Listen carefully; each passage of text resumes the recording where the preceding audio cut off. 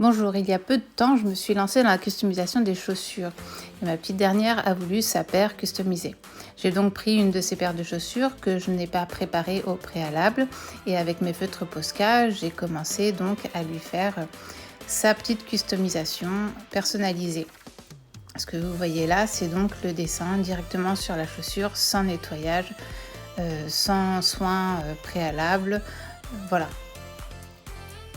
Ensuite, j'avais acheté quelques paires sur Vinted et j'en ai pris une, donc celle-ci, pour customiser pour ma grande. Alors là, ce que vous voyez, c'est ce que j'aurais eu envie de faire et finalement, ça s'est terminé par, par ce type de customisation. Voilà, beaucoup plus simple.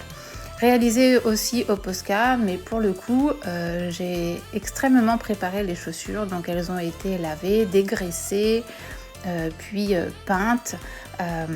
Donc on a fait très attention à ensuite les vernir et puis ensuite mettre l'imperméabilisant. Il faut bien penser qu'en fait pour customiser une paire de chaussures, il vous faut de la peinture acrylique. C'est la seule qui tiendra sur vos chaussures. Donc beaucoup disent que le Posca ne tient pas en fait sur les chaussures. Donc là, ce que vous voyez, c'est une série d'updates entre le moment où j'ai customisé les deux paires de chaussures de mes filles et une vingtaine de jours après. Voilà, donc en fait on peut voir une différence effectivement. Bon, c'est une adolescente, donc elle les porte quasiment tous les jours. Voilà, et son collège est dans un domaine arboré, donc les chaussures restent pas blanches et elle n'est pas du style à les nettoyer tous les soirs non plus, malheureusement. Donc je l'ai laissé faire complètement, je l'ai laissé vivre sa vie complètement avec ses chaussures. Voilà, donc on peut constater quelque chose en fait, c'est que non, le Posca n'a pas bougé à l'exception parfois des extrémités. Mais en même temps, toute peinture aux extrémités ne tient pas forcément. Donc c'est pas spécialement dû au fait que ce soit du Posca, mais plus l'endroit où ça a été customisé à mon sens.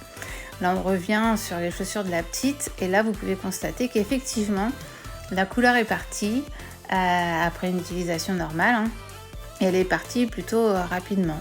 Là dans les lettres il manque pas mal de couleurs. Sur le dessus de la chaussure les étoiles disparaissent petit à petit. Voilà, néanmoins, on constate que quand même, il y a certaines couleurs qui restent persistantes et pourtant, il n'y avait pas eu de préparation avant. C'est-à-dire que le cuir n'a pas été spécialement préparé. Donc, est-ce qu'on peut considérer du coup que le Posca ne tient pas ? Je ne suis pas certaine en fait et je voulais faire le test. Alors effectivement, on voit les petites plantes vertes et tout ça, bon voilà, ça n'est pas resté, mais comme je vous le dis, la chaussure n'a pas été préparée, n'a pas été vernie, n'a pas été imperméabilisée non plus.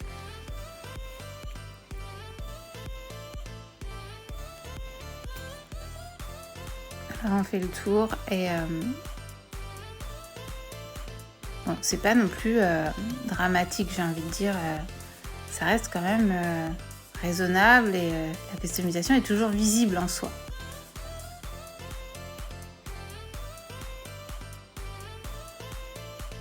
Donc on revient un peu sur les chaussures de la grande et vous voyez quelques jours plus tard, ça bouge pas tant que ça. Les gros motifs n'ont absolument pas bougé, j'ai pas eu à les retoucher, même l'écriture n'a pas bougé. Juste vraiment les bords, les bordures au niveau des coutures ont sauté, oui c'est vrai. Mais voilà, est-ce que finalement on ne peut pas laisser un peu de crédit au Posca pour la customisation dans la mesure où la chaussure est vraiment bien préparée, je le répète, hein, et puis ensuite quand le Posca est bien fixé, quand la coloration est bien fixée. Je pense qu'on peut considérer le Posca comme un outil utilisable, même si aujourd'hui tout le monde vous parlera d'Angelus pour le cuir. Ce qui n'est pas faux en soi, Angelus c'est une très bonne peinture, attention, c'est une peinture spécialisée, hein, c'est sûr, mais néanmoins, voilà, vous avez le Posca. À savoir qu'un feutre Posca est un peu moins cher qu'un pot de peinture Angelus, mais au final, je pense que Il est probable que l'Angélus soit moins cher vu la quantité de peinture dans le feutre Posca. À voir. Alors, je vous laisse constater les différences, les évolutions. Il suffit de regarder en fait, hein, j'ai rien à ajouter. Voilà, ça tient, clairement le Posca ça tient. Donc j'espère que cette vidéo vous aura plu. N'hésitez pas à me laisser un message et un petit pouce bleu, voilà. Et si vous avez des questions, posez-moi vos questions et je pourrai y répondre. En tout cas, je vais essayer d'y répondre, voilà, rapidement. Allez, je vous dis à bientôt. Ciao.